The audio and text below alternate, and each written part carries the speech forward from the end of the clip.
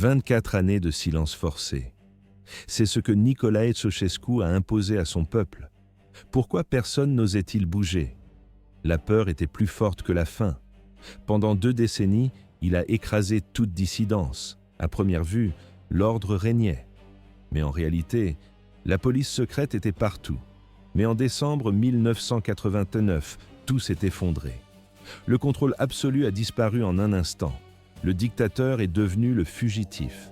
Il a été traqué comme un animal. Ses propres généraux l'ont lâché.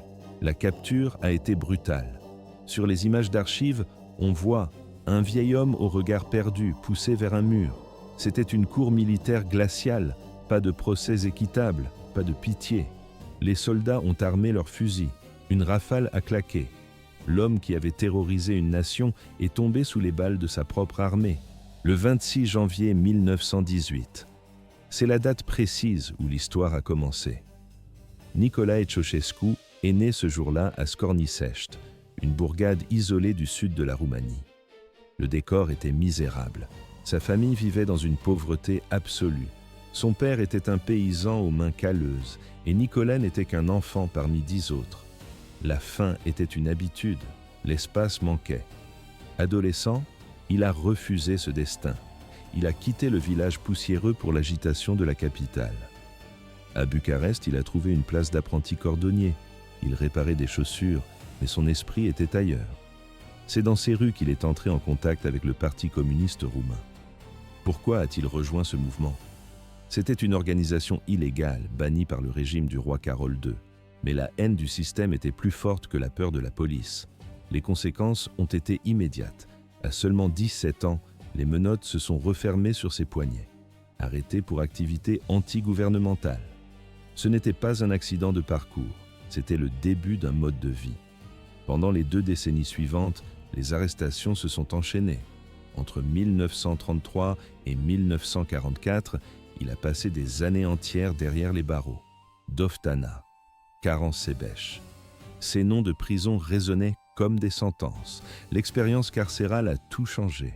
Sur les fiches de police de l'époque, on voit un jeune homme au visage fermé.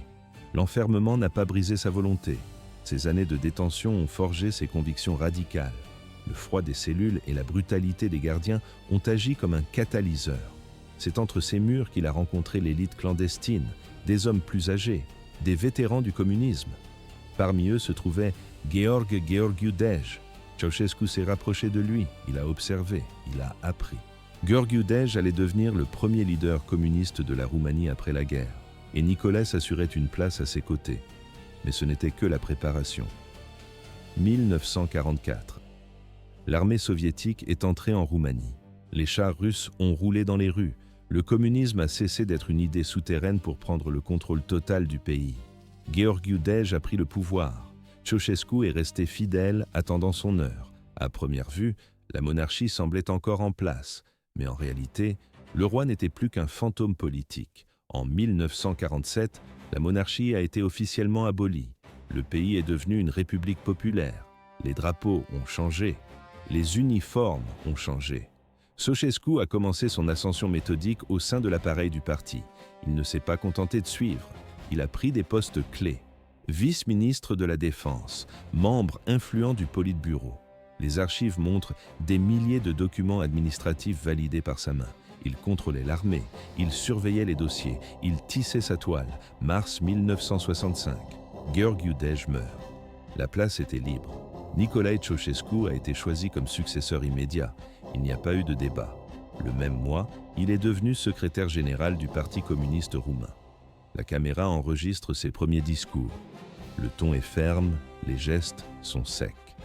En 1967, il cumule la fonction de chef de l'État. Dès 1968, le verrouillage était total. Il détenait le contrôle politique absolu sur la nation. L'ère du dictateur venait de s'ouvrir. Août 1968. C'est la date précise où Nicolae Ceausescu a choisi de défier l'Empire soviétique. Alors que les chars de Moscou écrasaient le printemps de Prague en Tchécoslovaquie, le leader roumain est sorti sur le balcon. Il n'a pas gardé le silence. Il a condamné l'invasion devant une foule immense. Ce geste a envoyé une onde de choc à travers le bloc de l'Est. Pourquoi l'Occident a-t-il déroulé le tapis rouge à un dictateur communiste? La réponse est purement stratégique. Pour Washington et Paris, l'ennemi de Moscou était un ami potentiel. Les portes de l'Ouest se sont ouvertes. En 1969, le président américain Richard Nixon a atterri à Bucarest. Des poignées de main, des sourires, des accords commerciaux signés sous les flashs des photographes. Charles de Gaulle lui-même a salué cette indépendance farouche.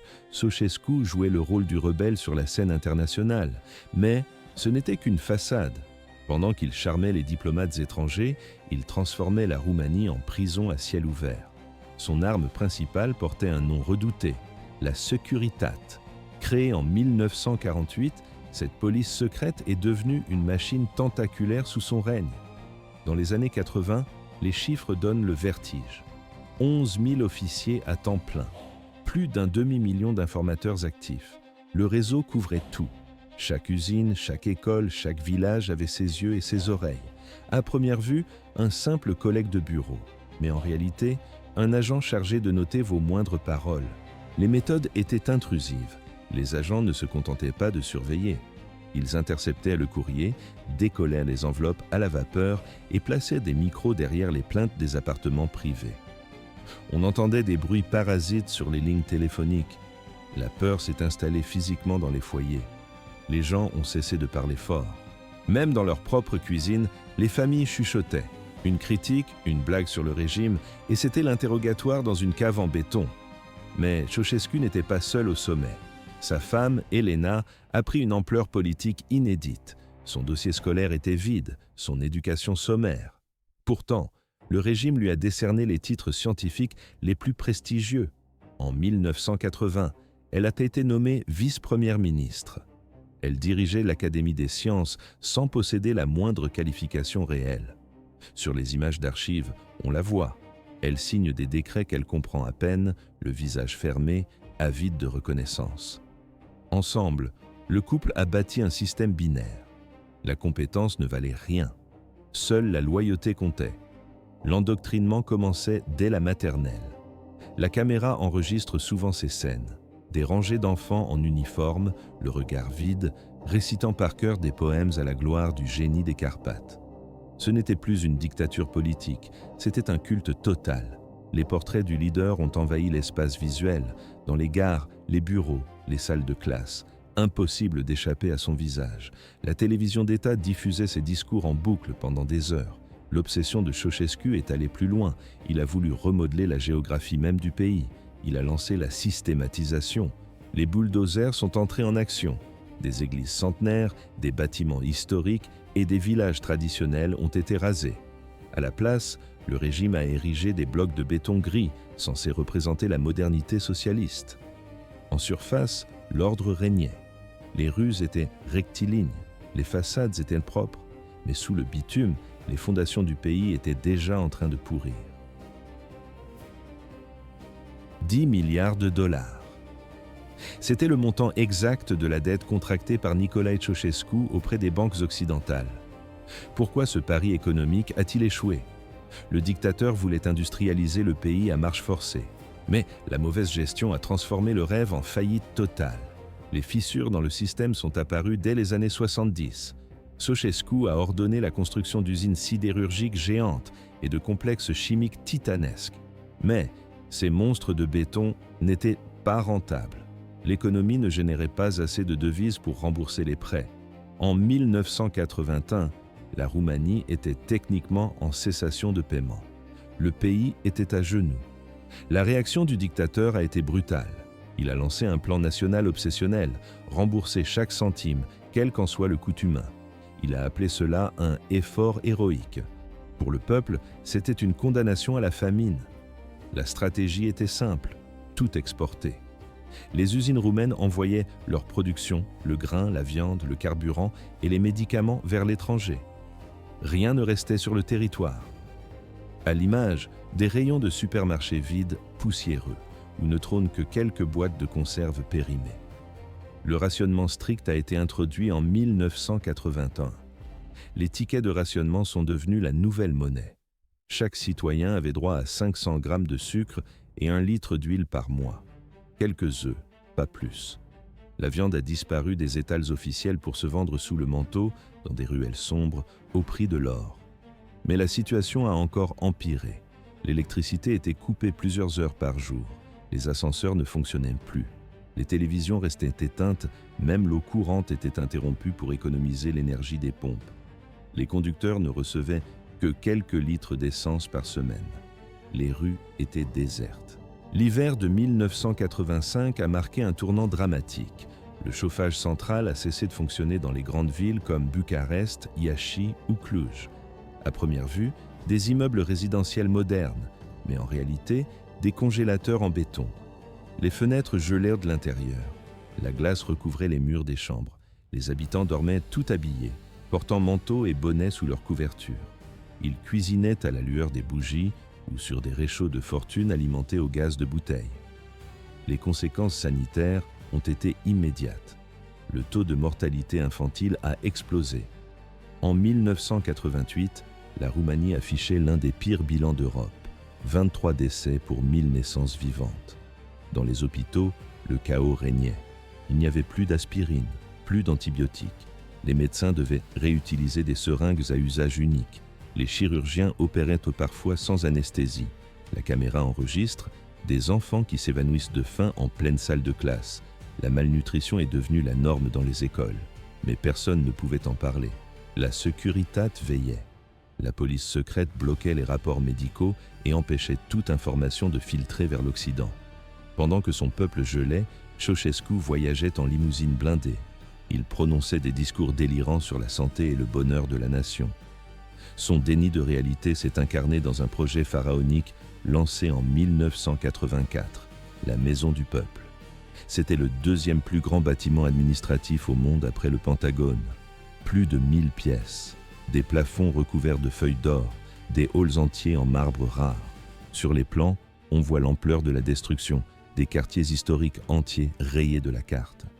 Pour satisfaire son ego, Ceausescu a ordonné la démolition de 7 km² du centre historique de Bucarest. Les bulldozers ont tout rasé. Monastères séculaires, écoles, hôpitaux, maisons anciennes. Rien n'a été épargné. 40 000 personnes ont été expulsées de force. On leur a donné quelques heures pour rassembler leurs affaires.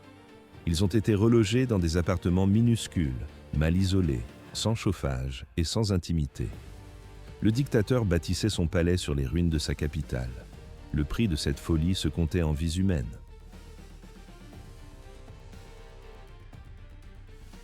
2 heures par jour. C'était le temps d'antenne total de la télévision d'État roumaine. Les habitants survivaient dans des appartements minuscules. Les murs en béton ne retenaient pas la chaleur. Le chauffage était coupé. L'intimité n'existait pas. Pourtant, les écrans ne montraient que des éloges du couple Ceausescu. La presse publiait de fausses nouvelles sur du papier de mauvaise qualité. Elle montrait des marchés pleins à craquer et des ouvriers souriants. Mais les gens voyaient la vérité chaque matin. Les magasins étaient vides. Les files d'attente s'étiraient à l'infini pour des produits de base. Le soir, le silence pesait lourdement autour des tables. La colère grandissait derrière les portes verrouillées. Les familles chuchotaient des plans d'évasion ou de résistance, mais elles connaissaient le prix à payer. Le risque était mortel. Pourquoi personne ne se révoltait-il? La terreur paralysait tout le monde. Mais cette souffrance silencieuse a fini par exploser. En décembre 1989, l'Europe de l'Est changeait de visage à toute vitesse. Le 9 novembre, le mur de Berlin était tombé. En Tchécoslovaquie, des manifestations pacifiques avaient chassé le régime communiste.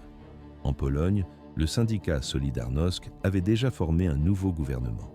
Même Moscou évoluait sous la direction de Mikhaïl Gorbatchev.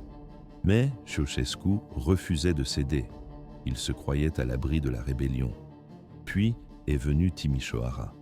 Cette ville située près des frontières yougoslaves et hongroises captait plus d'informations extérieures que les autres. Le 15 décembre 1989, le gouvernement a tenté d'expulser un pasteur local nommé László Tokes. Cet ecclésiastique de langue hongroise dénonçait les violations des droits de l'homme. La police secrète le considérait comme une menace directe.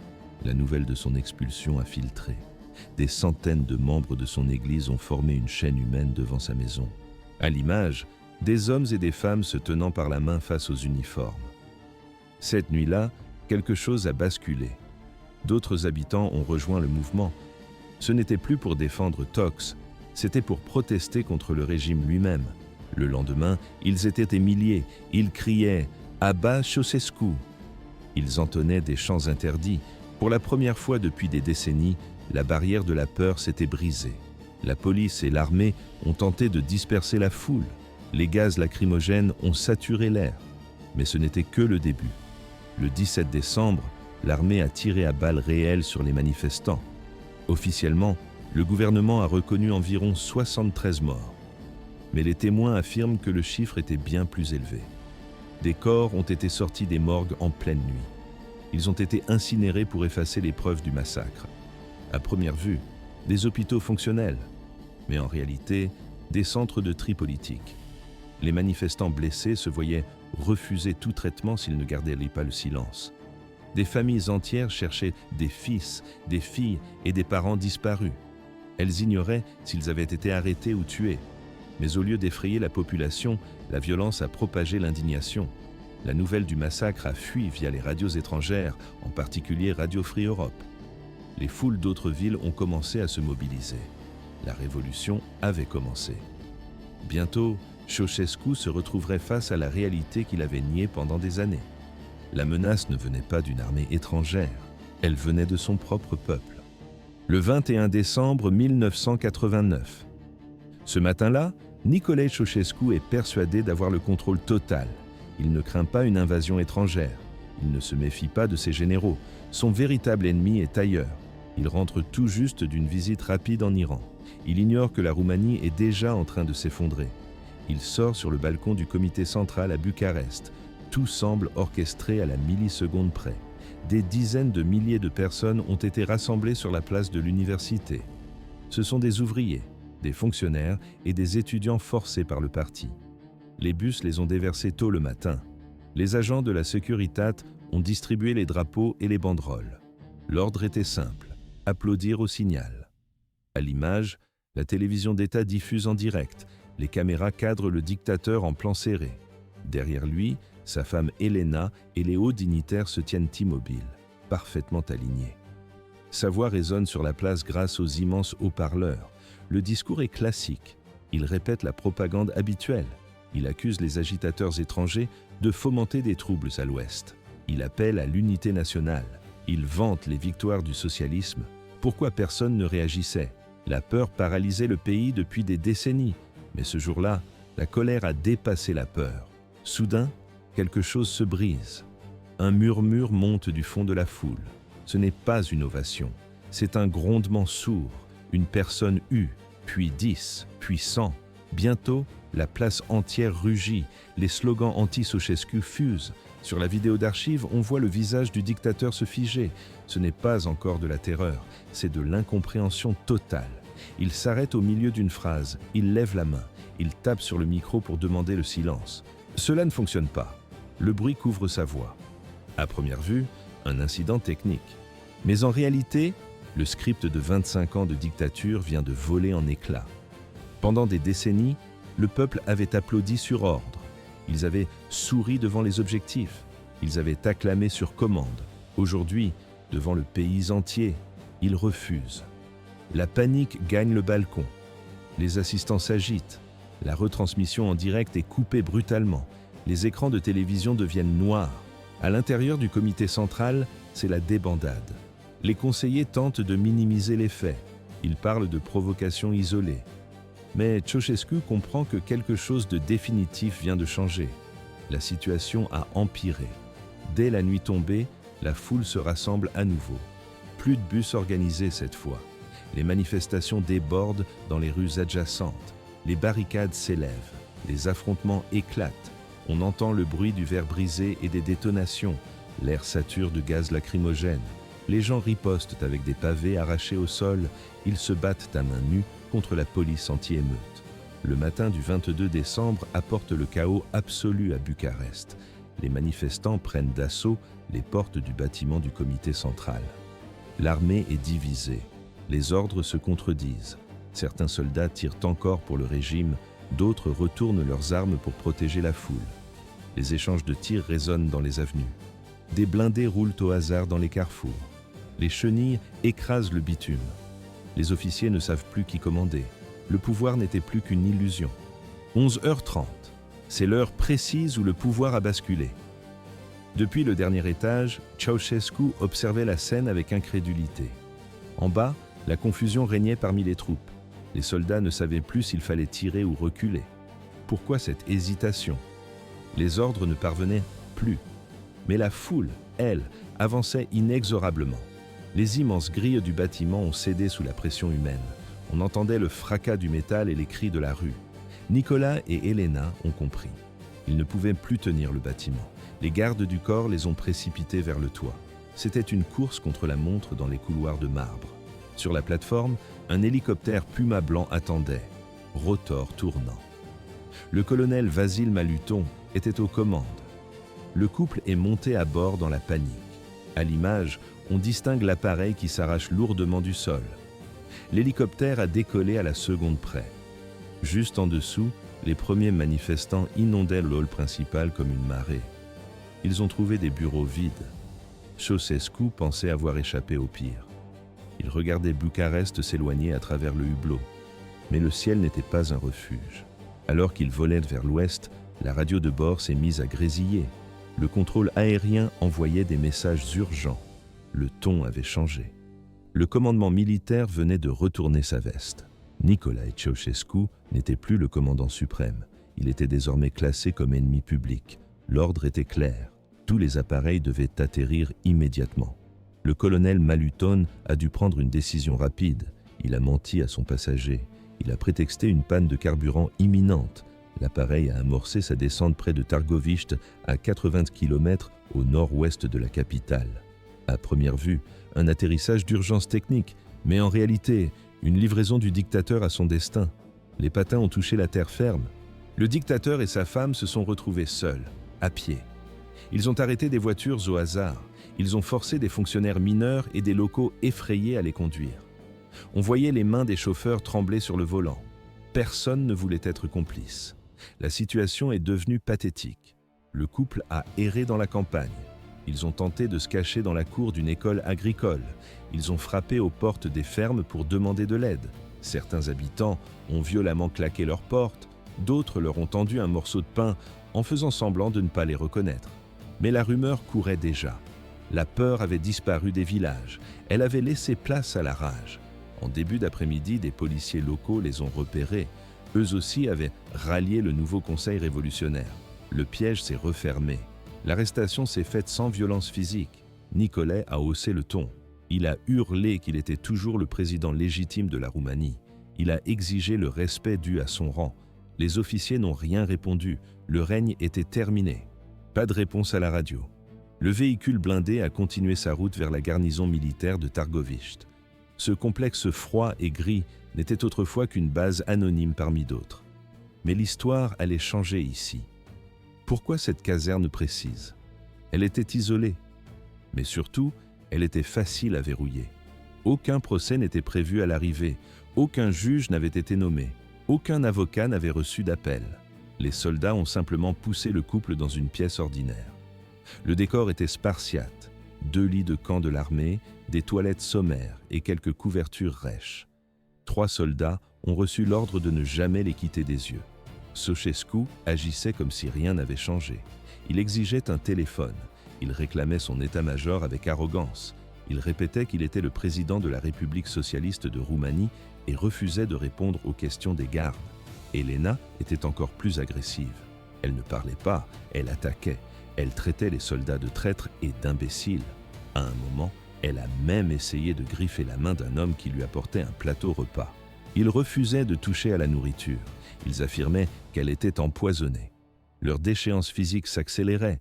Ils ne changeaient pas de vêtements. Ils ne se lavaient pas. À l'image, on distingue un détail frappant. Les chaussures de Ceausescu sont déchirées.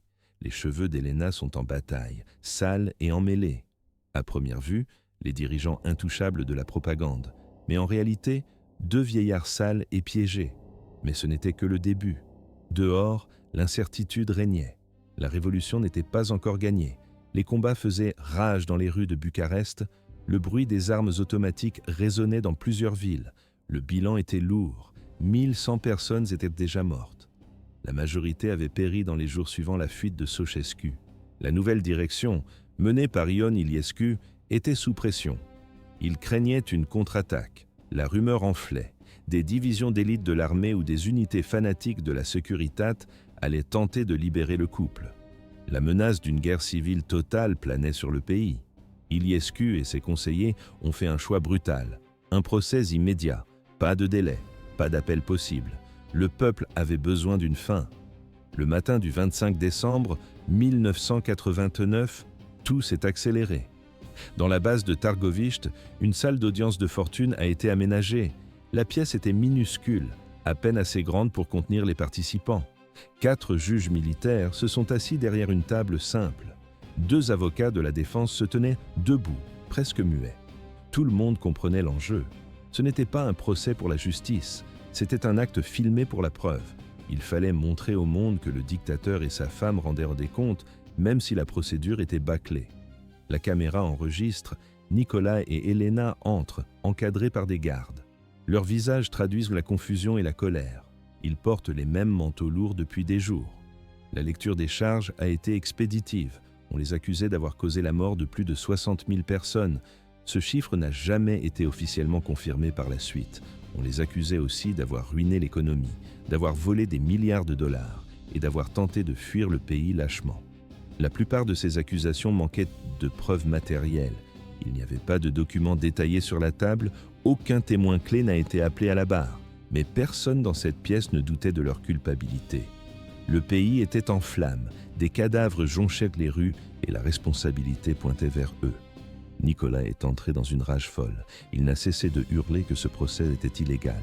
Il répétait que seule la Grande Assemblée nationale avait le droit de juger un président.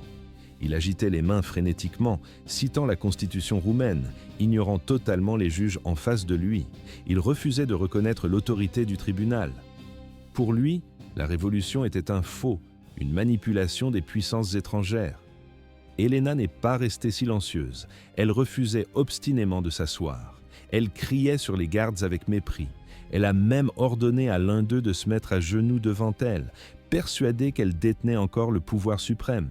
Mais plus personne n'écoutait. Le verdict était déjà scellé.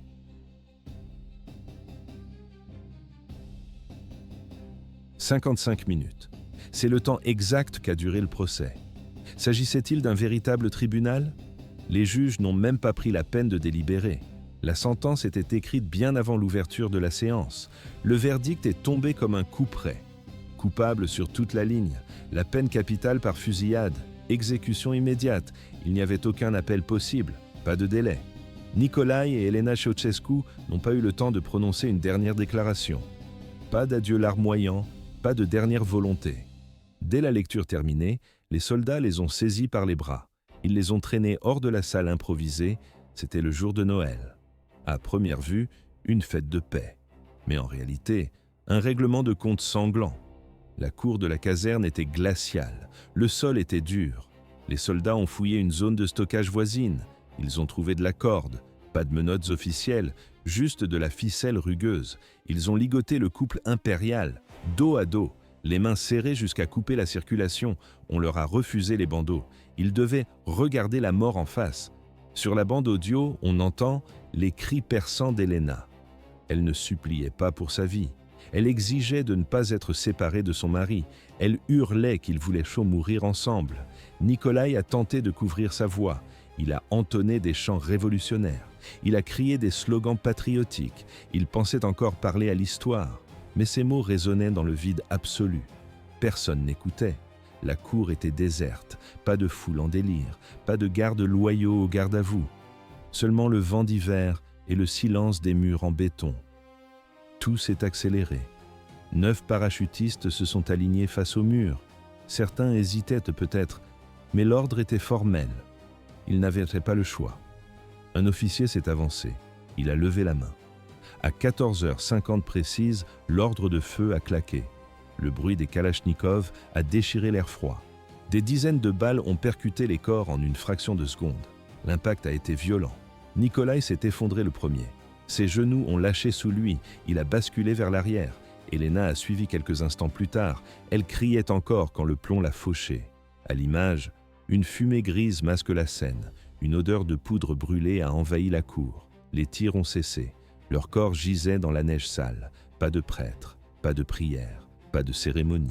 Juste deux masses inertes enveloppées dans de lourds manteaux d'hiver. Le sang commençait à tacher le sol blanc. C'était le jugement froid de l'histoire. Les soldats n'ont pas perdu de temps. Ils ont enroulé les cadavres dans des toiles de tentes militaires. Un hélicoptère attendait, pale tournante. Sa mission était double, ramener les corps et la cassette vidéo à Bucarest. La preuve était plus importante que les dépouilles. Ces images allaient passer en boucle à la télévision nationale pour prouver que la dictature était morte. L'homme qui exigeait des statues dans chaque village n'avait plus rien. Celui dont le portrait ornait chaque salle de classe a fini dans la poussière. Pas de funérailles nationales, pas de mausolée, pas d'héritage. Il ne restait que quelques secondes de vidéos granuleuses et floues. C'est ainsi que s'est achevé le règne de l'un des leaders les plus craints d'Europe.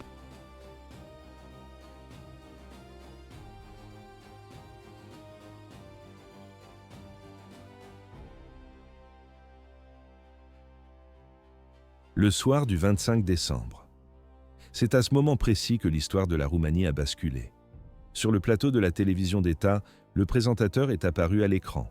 Il était pâle et visiblement secoué. Pourquoi le présentateur tremblait-il? Depuis des décennies, chaque journal télévisé commençait par l'image glorieuse ou la voix de Ceausescu.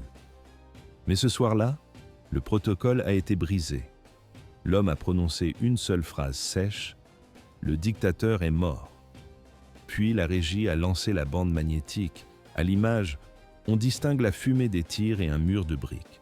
On voit les corps s'affaisser dans la poussière. Ce n'était pas une mise en scène, c'était une exécution filmée. Dans tout le pays, le temps s'est arrêté. Des millions de Roumains étaient assis dans un silence total. Ils se trouvaient dans des appartements glacials, privés de chauffage central. Le vent d'hiver s'infiltrait par les fenêtres fissurées. Les familles se blottissaient les unes contre les autres devant de petits postes noirs et blancs qui grésillaient. À première vue, une soirée ordinaire devant la télévision. Mais en réalité, la fin brutale d'une ère. Ils regardaient leur passé mourir en direct devant eux. Certains ont éclaté en sanglots. Ils ne pleuraient pas Ceausescu. Ils pleuraient tout ce qu'ils avaient perdu sous son règne, la faim et la peur. D'autres ont hurlé de joie ou se sont mis à prier à même le sol. Mais beaucoup restaient immobiles, le regard vide.